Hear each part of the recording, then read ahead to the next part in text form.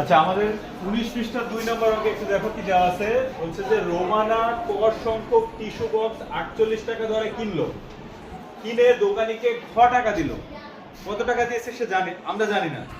খ টাকা দিয়েছে, দিলে দোকানি তাকে 116 টাকা ফেরত দিল। দোকানি কি করলো?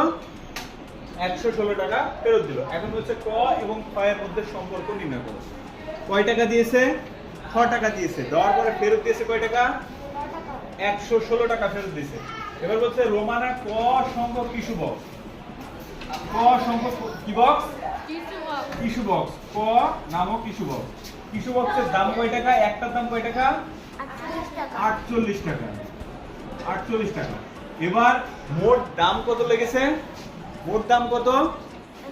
খ টাকা। মোট দাম কয় টাকা? খ টাকা। খ টাকা সে দিয়েছে দোকানদারকে, দাম লেগেছে।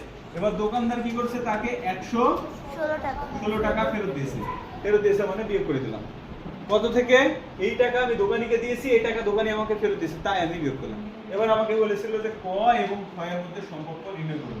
আমি এবং ক এবং খ এর মধ্যে সম্পর্ক নির্ণয় করে দিলাম। আরেকবার একটু ভালো করে দেখো। ক সংখ্যক টিস্যু বক্স, বক্সের দাম কয় টাকা? 48 টাকা। কত সংখ্যক? ক সংখ্যক। মোট দাম কত টাকা?